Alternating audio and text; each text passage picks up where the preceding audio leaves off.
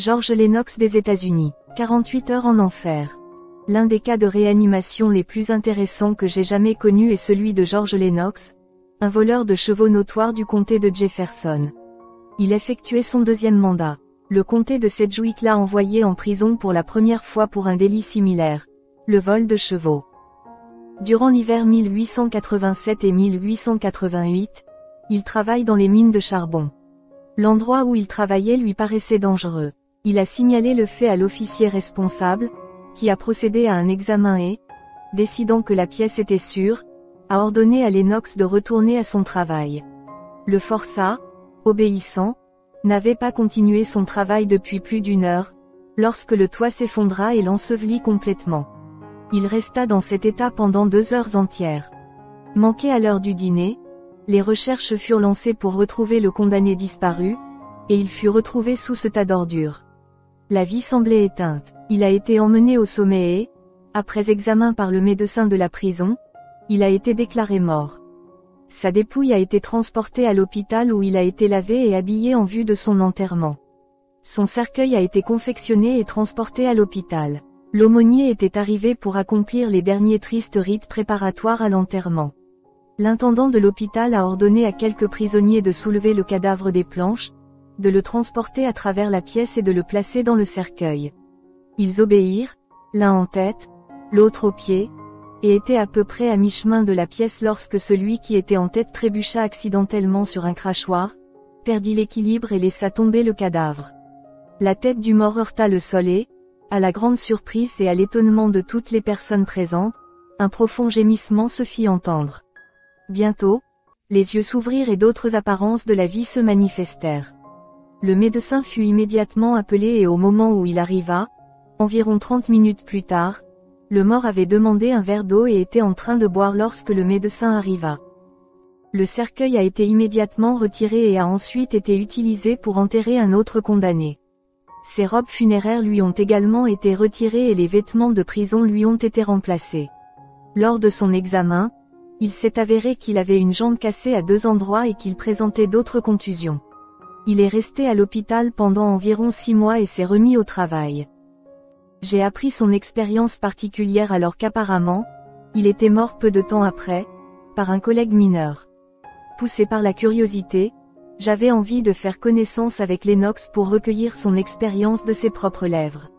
Cette opportunité n'a pas été offerte pendant plusieurs mois. Enfin, c'est arrivé. Après avoir été retiré des mines, j'ai été envoyé dans l'un des bureaux de la prison pour rédiger des rapports annuels. Le sujet du retour à la vie de cet homme était en discussion lorsqu'il passa par hasard devant la porte du bureau et qu'on me le montra. Peu de temps après, j'ai eu un mot en main et je lui ai demandé de venir là où j'étais au travail. Il l'a fait, et ici j'ai fait une bonne connaissance avec lui et j'ai reçu de ses propres lèvres sa merveilleuse histoire. C'est un jeune homme, probablement âgé d'à peine 30 ans. C'était un criminel endurci, et doté d'une très bonne éducation et naturellement très brillant. La partie la plus merveilleuse de son histoire était qu'à l'époque où il était mort. Étant sténographe, j'ai pris son histoire sous dictée.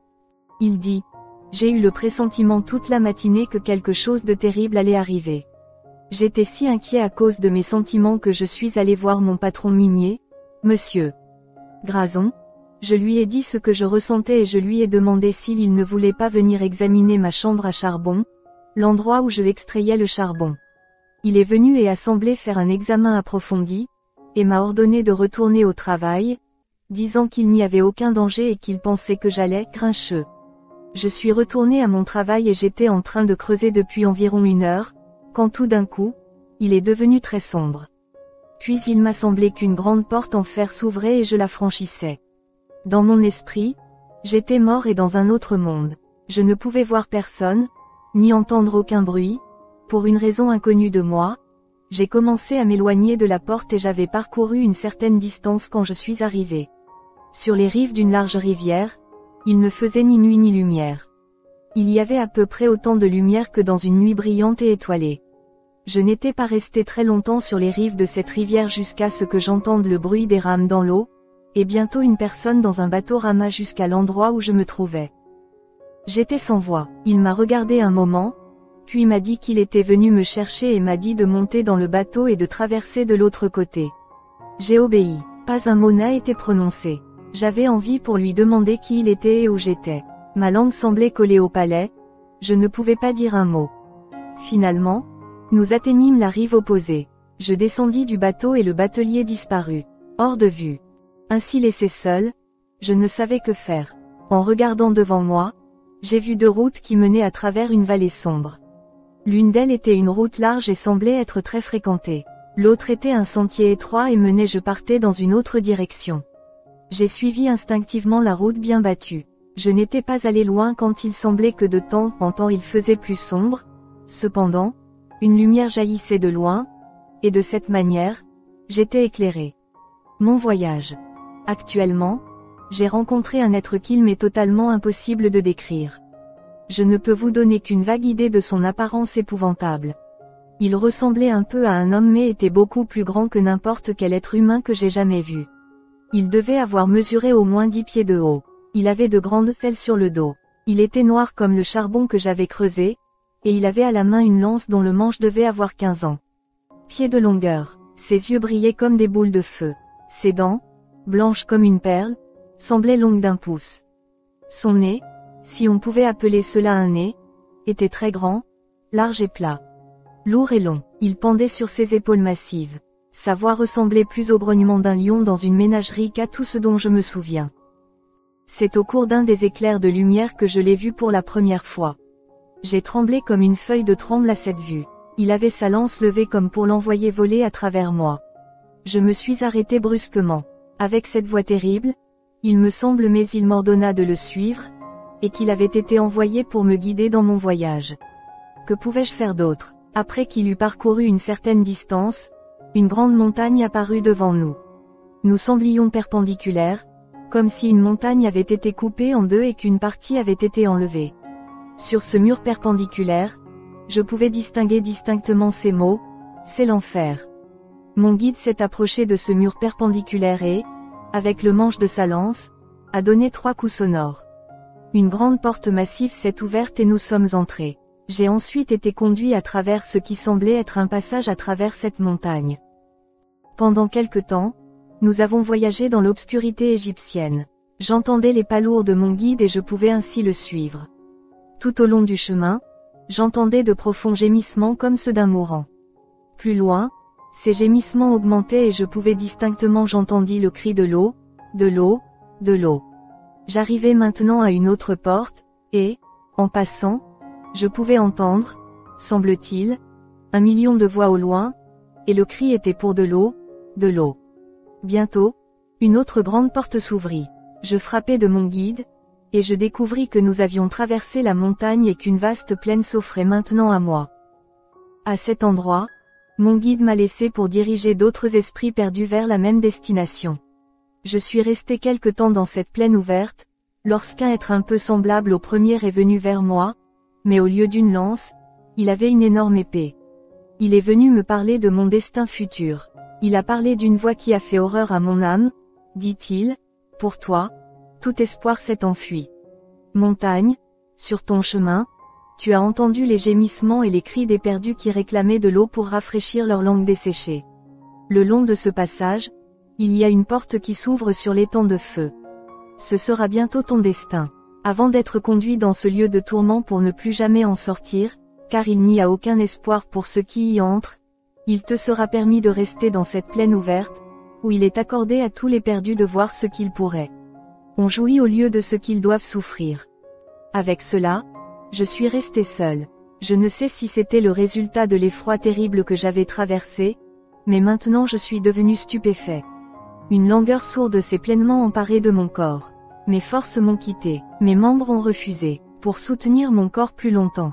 Vaincu, je m'enfonçais dans un état d'impuissance. La somnolence m'envahit désormais. À moitié éveillé, à moitié endormi, il me semblait rêver au-dessus de moi, et au loin, j'apercevais la belle ville.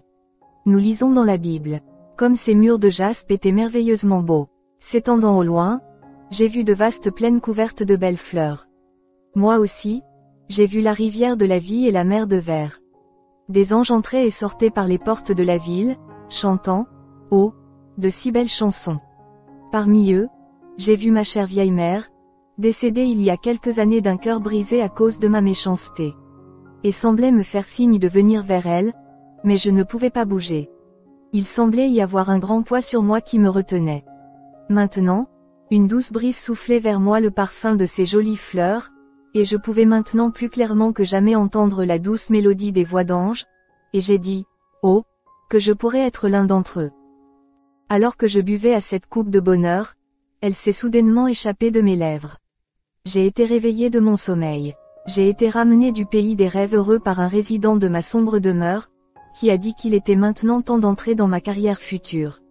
Il m'ordonna de le suivre.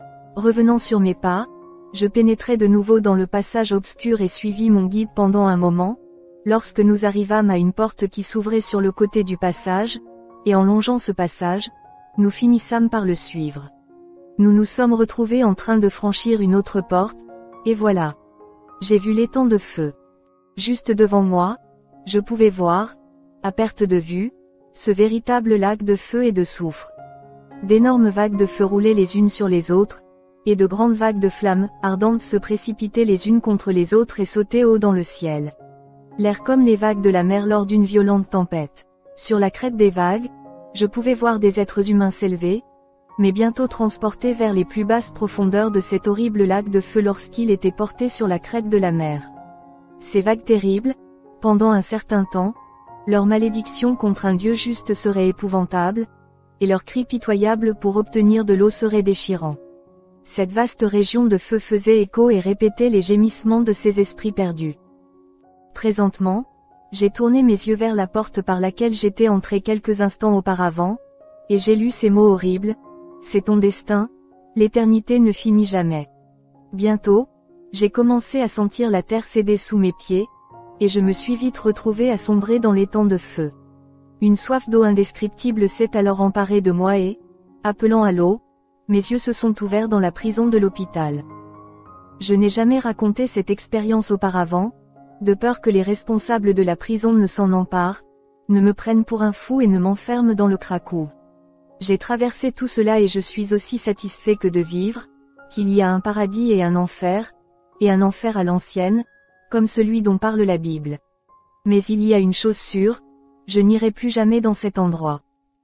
Dès que j'ai ouvert les yeux à l'hôpital et découvert que j'étais à nouveau vivant et sur terre, j'ai immédiatement donné mon cœur à Dieu et je vais vivre et mourir en chrétien. Même si les terribles spectacles de l'enfer ne pourront jamais être évités. Bannis de ma mémoire, les belles choses du ciel que j'ai vues non plus, je vais retrouver ma chère vieille mère dans peu de temps pour avoir la permission de m'asseoir au bord de cette belle rivière, d'errer avec ses anges à travers les plaines. À travers les vallées et les collines tapissées de fleurs parfumées, dont la beauté dépasse de loin tout ce qu'un mortel peut imaginer, écouter les chants des sauvés, tout cela me compensera largement pour vivre la vie d'un chrétien ici-bas. Terre, même si je dois renoncer à de nombreux plaisirs sensuels auxquels je me suis livré avant d'arriver en prison. J'ai abandonné mes compagnons de crime et je vais fréquenter de bonnes personnes quand je serai de nouveau un homme libre. Nous donnons ce récit au lecteur tel que nous l'avons reçu de Lennox. C'est l'une des expériences les plus merveilleuses que nous ayons jamais eu à lire. Que Dieu bénisse ce message de Monsieur Lennox pour le réveil de nombreuses âmes perdues. Oh, comment les hommes peuvent-ils douter de l'existence d'un enfer brûlant réel et littéral? Dites-moi, comment le peuvent-ils, alors que nous avons de temps en temps la parole et des révélations remarquables comme celle-ci dessus? Hommes et femmes, arrêtez, faites face, vivez une véritable expérience biblique de salut sincère, de peur de vivre la réalité non seulement de 48 heures, mais aussi d'une éternité en enfer.